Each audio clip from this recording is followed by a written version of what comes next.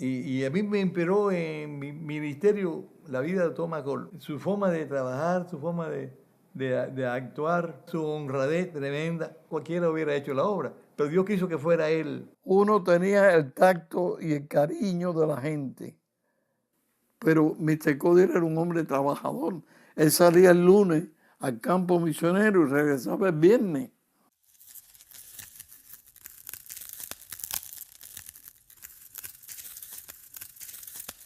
En el capítulo anterior revisitamos la llegada del misionero Alberto Jesús Díaz Navarro y el surgimiento de la primera iglesia bautista en suelo cubano.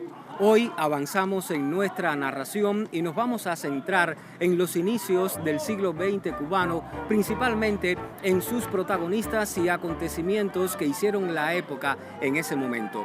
Una época en la que a partir de 1902 y hasta 1947, estudiosos e historiadores la mencionan como la época de la Gran Comisión o de la base y estructura, como reconoce el doctor Leoncio Veguilla en su obra Más de 100 años de obra bautista en Cuba Occidental. Algunos datos, algunos registros de la época nos dan cuenta de elementos importantes que queremos mencionar con nuestros televidentes. Por ejemplo, se funda la Convención Bautista de Cuba Occidental, se crea el primer seminario bautista en nuestro país. También se incluye el alumbrado eléctrico en el año 1908 en la iglesia del Calvario, que había sido adquirida hacía pocos años, y también se crea el primer coro, se dice que en el año 1907. Con todos estos acontecimientos se comienza el siglo XX en Cuba, marcado también por derroteros importantes para los bautistas cubanos. Este segundo capítulo vamos a iniciarlo desde la ciudad de Matanzas. Es un gusto para nuestro equipo. Nos encontramos en una provincia que en la actualidad consta de 32 iglesias bautistas y que ha sido cuna de importantes siervos, hombres y mujeres fieles al Evangelio de Jesucristo. Por ejemplo, desde esta provincia, a fines de la década de 1920, el hermano Miguel Ángel del Real y Rivera fue el instrumento escogido por el Señor para llevar el Evangelio de Jesucristo hasta el país suramericano de Colombia. Se cuenta que desde allí escribió y solicitó ayuda a los bautistas cubanos que de inmediato brindaron esta colaboración y siguieron aportando también su experiencia, su dedicación en esta labor de evangelismo que ya se había iniciado. En esta época hay algunos siervos que se mantienen. Es el caso de José Victoriano Cova y también de Gaspar de Cárdenas, el fundador del primer hogar bautista, que va a mantener una historia importante en esta segunda etapa. También tenemos que mencionar a A.S. Rodríguez, importante investigador, escritor, ha enriquecido la literatura bautista de nuestro país, y hay otro referente que no podemos dejar de mencionar en el campo de la música. Se trata del compositor Reinaldo Machado. Hay dos signos muy amados por el pueblo bautista en Cuba. Se trata de Cuba para Cristo y Alalid, este último que es el himno de la Convención Bautista de Cuba Occidental. Otros siervos también debemos mencionar en esta segunda etapa que estamos hablando. Se trata de Abelardo Becker, Rafael Fraguela y por supuesto de los hermanos Calejo. Uno de ellos fue gran auxiliar del doctor Moisés Natanael Macol, una figura sobre la cual iba a recaer el peso de la historia bautista en los próximos años que hoy vamos a contar, y para lo que le estoy invitando a que se mantenga en nuestra sintonía. Recuerde que esta es nuestra historia y son nuestros destellos, precisamente con el brillo de la historia.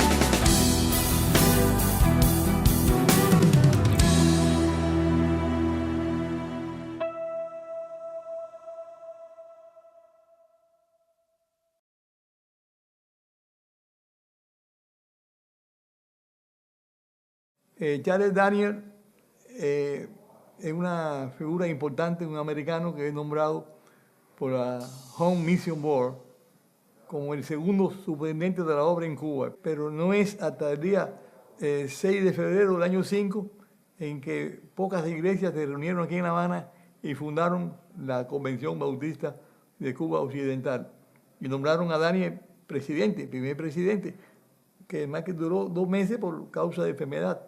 Y por eso fue que en la Convención Bautista que hubo en Colombia, en los Estados Unidos, fue necesario mandar un misionero con el fin de ayudar a Daniel y ocupar su cargo, porque ya sabían que Daniel no podía continuar. En su época se organizaron algunas iglesias, la de mi pueblo, Colón, en el año 2, la de Calvario, 24 de febrero, en el año 2, también.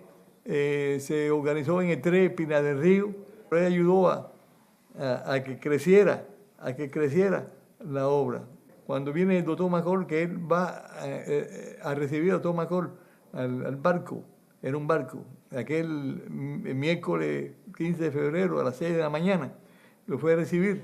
Al otro día va hacia las villas, porque tenían una actividad allá, y cuando regresa ya venía, estaba enfermo, pero venía más enfermo y no podía continuar. Hasta que se celebra la segunda reunión de la convención en el año 6 y nombran oficialmente al doctor McCall.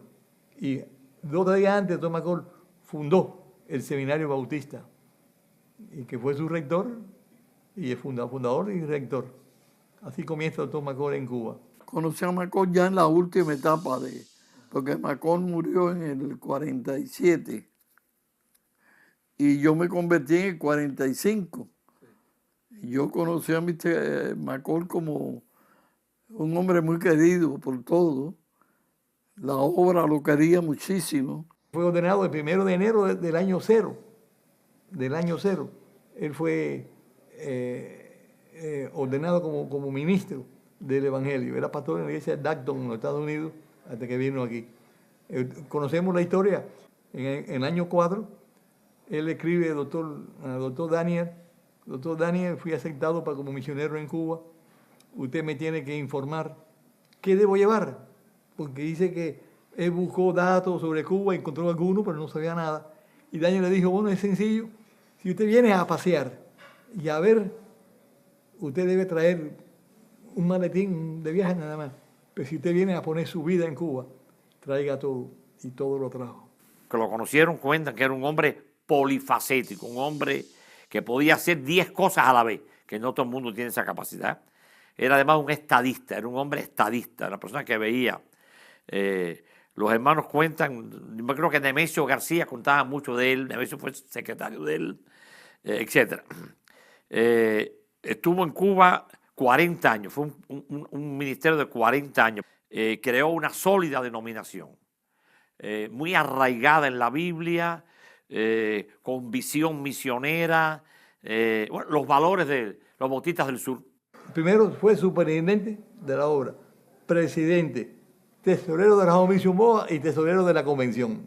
Después a fundar el seminario, el rector y profesor del seminario, que podía enseñar con una facilidad que el alumno que no entendiera la clase era porque no podía continuar. Eso es lo que se decía allí, porque era sencillo, era profundo y sencillo. Inclusive el primer presidente de la sociedad femenil que hubo en Cuba fue el doctor McCall.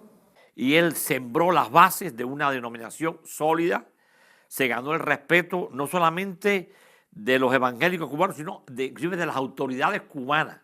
Fue honrado, fue uno de los pocos hombres honrados con una medalla que daba el gobierno cubano a los ciudadanos destacados. La medalla de Carlos Manuel de Céspedes, que es un honor extraordinario, se le dio a él en el Congreso, se llevó a una convención, en fin. Y claro, él tuvo la visión de formar líderes. No hay manera de crecer, dijo una vez, si no hacemos de que todo el mundo trabaje, de que todo grupo en la iglesia es importante, los niños, los jóvenes, las mujeres, los hombres, todo el mundo tiene que trabajar. Si uno va a la estadística numérica, a partir de esas 3 grandes instituciones que él fundó, la obra creció vertiginosamente. Es una época difícil. Es una época que no tenían sueldo los pastores. El sueldo era poco. No tenía retiro. Está enfermo y sale para Estados Unidos en octubre de 46. La obra que quedó orando, pero fue empeorando. Y ese martes, 8 de marzo de 47, falleció.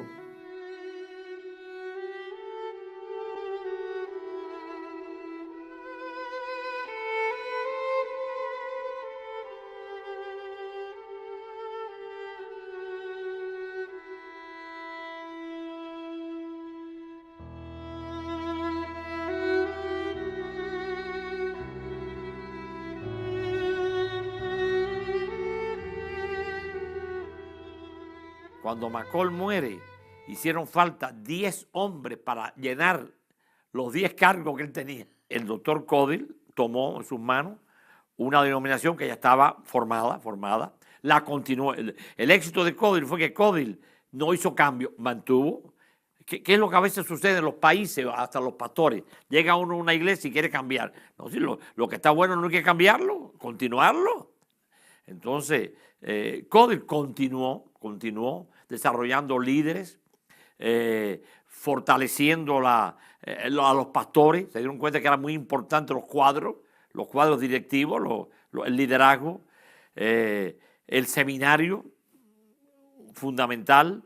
El primer seminario comenzó en la casa de McCall, allá en Surrey 502, allá arriba.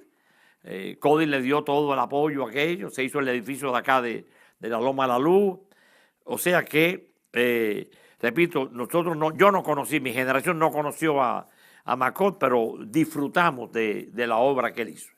Y Caudill, pues, fue un padre para nosotros. Mr. Caudill era un hombre muy trabajador. Eso había que admirar. Uno tenía el tacto y el cariño de la gente, pero Mr. Caudill era un hombre trabajador. Él salía el lunes al campo misionero y regresaba el viernes. Él iba mucho a las villas y a Matanzas y a Pinar del Río. Siempre estaba, su carro iba lleno de cosas. Era un hombre admirable. No era el hombre que tenía el tacto y el cariño de Mr. McCall, pero era trabajador, era un hombre muy trabajador. Yo me acuerdo del campamento.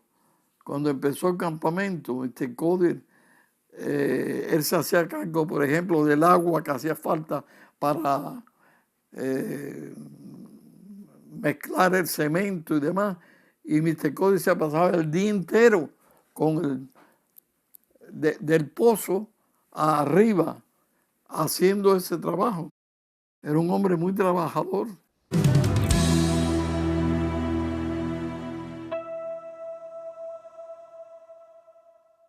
El capítulo 31 de Proverbios habla de la mujer virtuosa, de la mujer que hace el bien, que teme a Jehová y que es digna de alabanza, e incluso de muchas mujeres que hicieron el bien.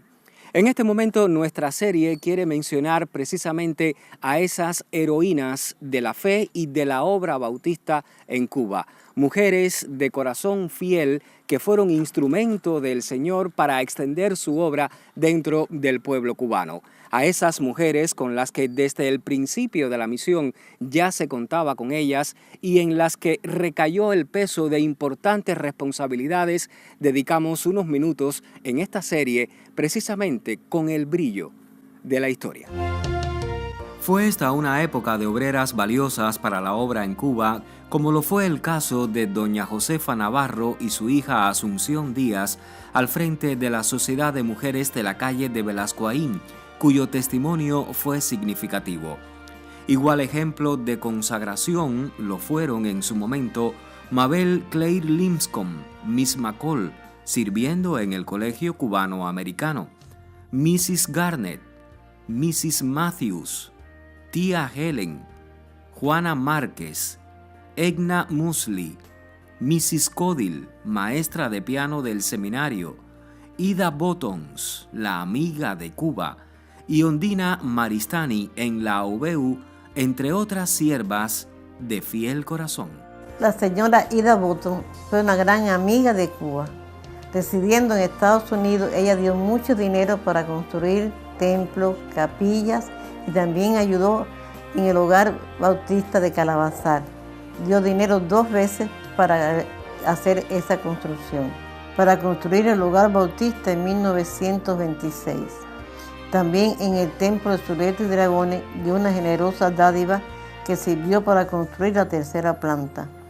Otros templos que se construyeron con su dinero fueron Caibarién, Placetas, Cienfuegos, Sagua la Grande.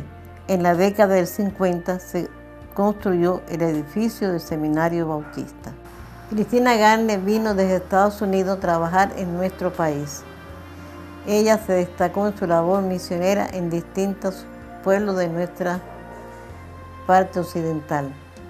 Además, realizó una labor muy hermosa como directora del hogar bautista.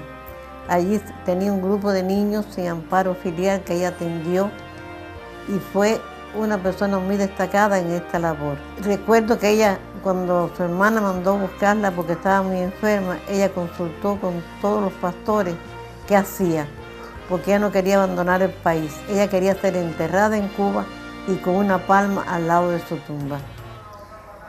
Ella tuvo que partir. Recuerdo su carta triste cuando ella decía, ¿qué hago? Partió y cuando murió en Estados Unidos, en su tumba colocaron una palma como ella quería. Yo tuve el honor de conocer a Undina Maristany muchos años en su trabajo con la UVEO, visitando las cruzadas, aquellas famosas que hacían ellos de iglesia en iglesia. Undina fue una mujer muy preparada.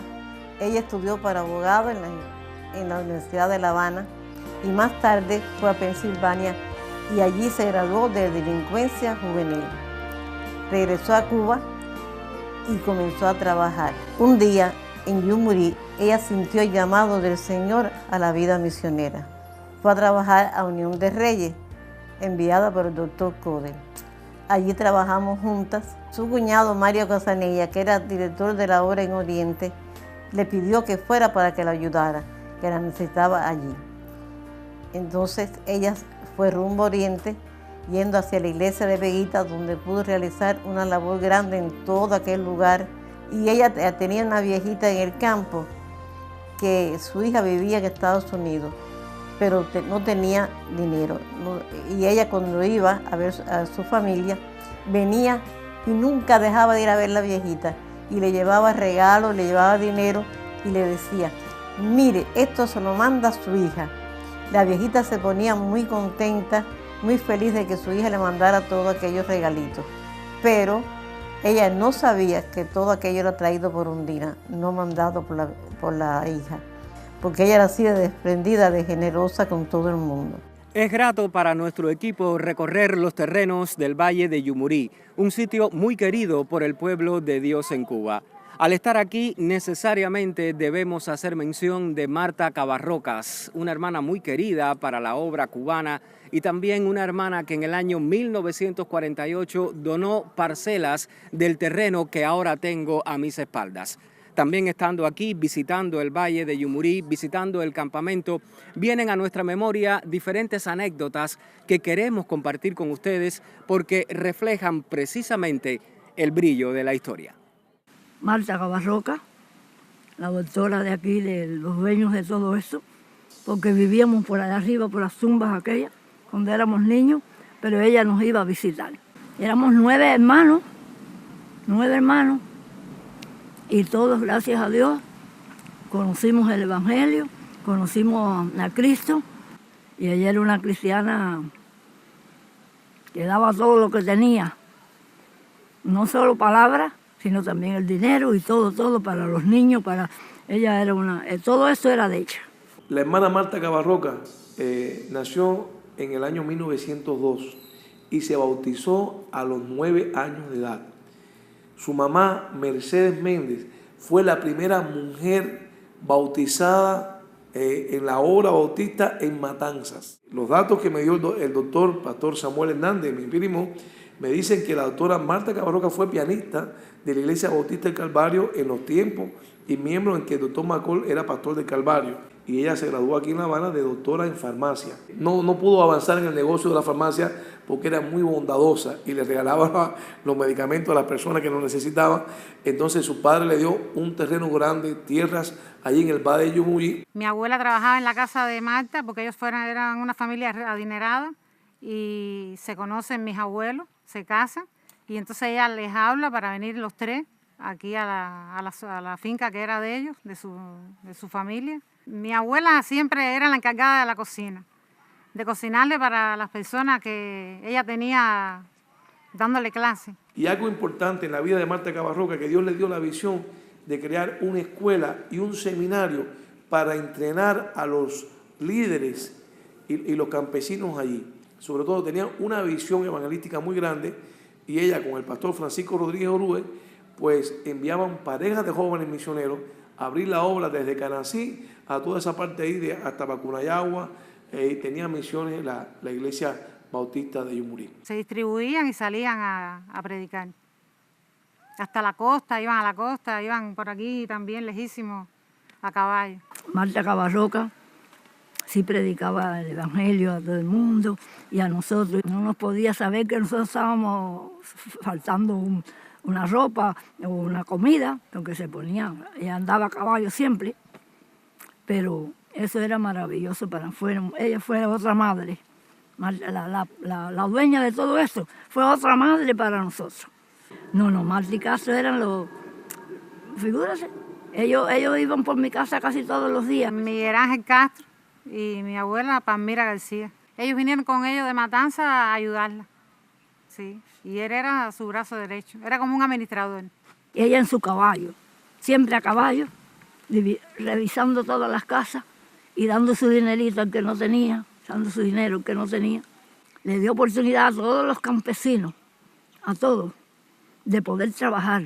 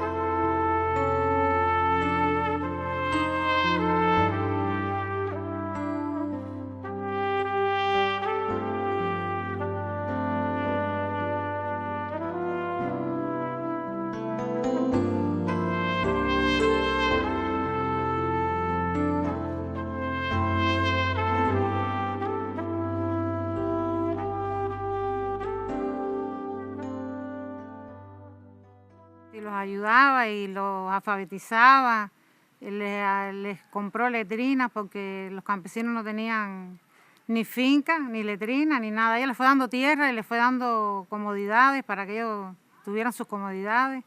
Les retrataba a los niños porque cuando aquello nadie tenía cámara, ella tenía una cámara y les retrataba a los hijos.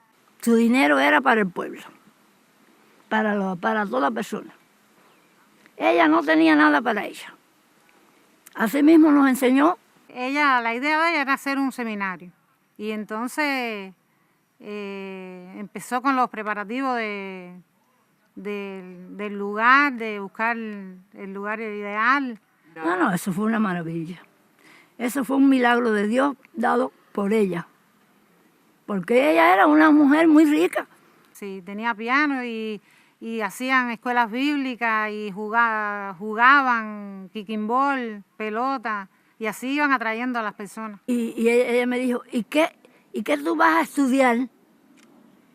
Dije yo, ¿qué usted quiere, Marta, que yo haga? Que yo estudie. Bueno, tú tienes muy buena cabeza, me dijo ella. ¿A ti te gusta tal cosa? Hasta que me dio con que me gustaba ser maestra. Y eso fue lo que yo escogí. Y mi hermana Juanita, la más chiquita, igual, era maestra. Todos fuimos maestros, todos. Como le digo, ella era una persona excepcional. Ella también era graduada universitaria de farmacia, tuvo una farmacia y también quebró igual así porque cada vez que venía con una persona sin dinero, ella no le cobraba.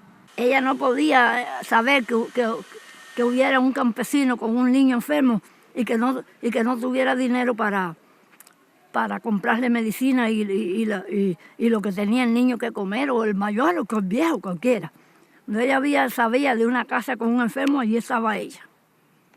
Y ella, esa generosidad de ella, los niños que veníamos creciendo, pues, ¿qué pasaba? Que lo absorbíamos. Queríamos ser como Marta. El pozo era un manantial, pertenecía a la finca de ella. Y entonces cuando se decide hacer el campamento, que se decide que cogieran el agua de ahí, porque es un pozo que ha mantenido siempre el campamento con agua.